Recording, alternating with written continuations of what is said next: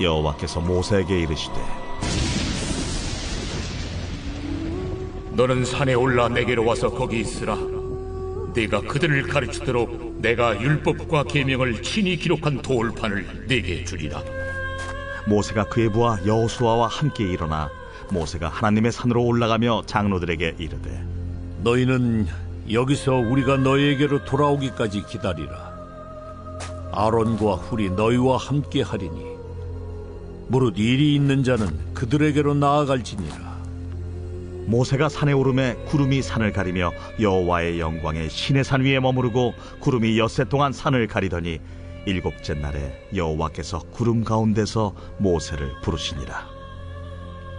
산 위에 여호와의 영광이 이스라엘 자손의 눈에 맹렬한 불같이 보였고 모세는 구름 속으로 들어가서 산 위에 올랐으며 모세가 40일 40야를 산에 있으니라.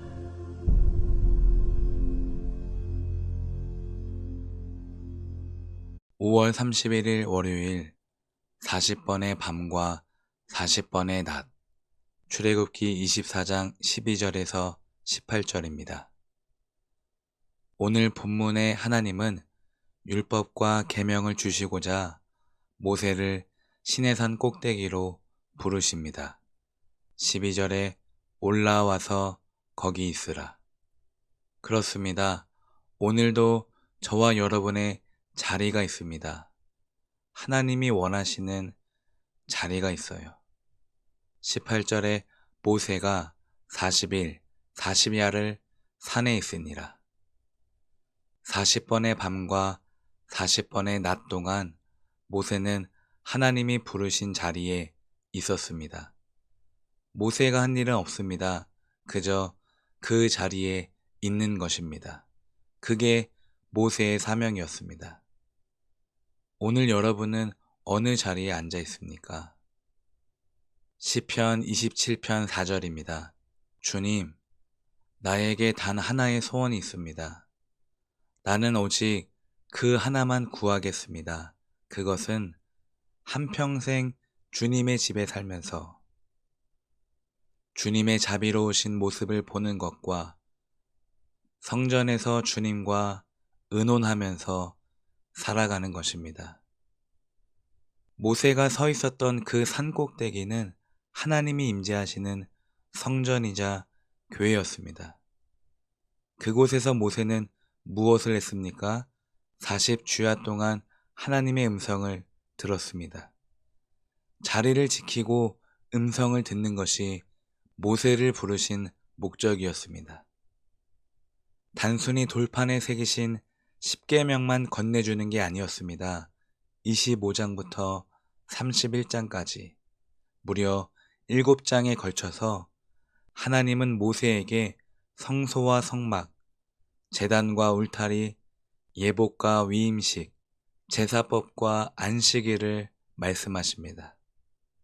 그러니까 모세는 하나님의 음성을 듣는 사람이었습니다.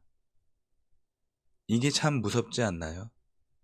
출애굽한 이스라엘 백성이 장정만 60만 명이라 했는데 그 60만 명 중에 하나님의 음성을 듣는 사람이 오직 한 사람뿐이라는 거예요. 이스라엘 전부가 하나님의 음성을 듣지 못하고 모세 한 사람만 유일하게 듣습니다. 물론 하나님이 특별히 모세를 세웠지만 이스라엘 백성들이 겨우 한 사람에게 기대는 모습이 참으로 캄캄합니다. 사랑하는 성도 여러분, 여러분은 하나님의 음성을 들으십니까? 하나님의 음성은 특별한 사람에게만 들리는 것이 아닙니다. 산 꼭대기로 올라가는 거룩한 사람만 들을 수 있는 게 아닙니다. 오늘도 말씀하시는 하나님의 음성을 우리가 듣지 못하는 이유는 하나님이 말씀하시는 그 시간조차 우리가 허락하지 않았기 때문입니다. 오늘도 우리를 부르시는 특별한 시간과 특별한 장소가 있습니다. 그 시간이 새벽이나 밤일 수 있고 그 장소가 교회나 가정일 수 있습니다. 오늘도 하나님은 어느 특정한 시간과 장소에서 우리에게 말씀하시기를 원하십니다.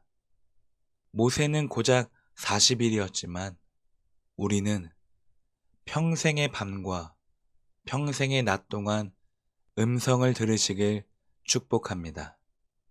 그리고 60만 명 중에 한 명이었지만 우리는 모두가 하나님의 음성을 듣기를 주님의 이름으로 축복합니다.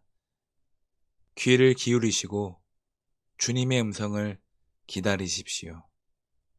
모세는 7째 날에 하나님의 음성을 들었습니다.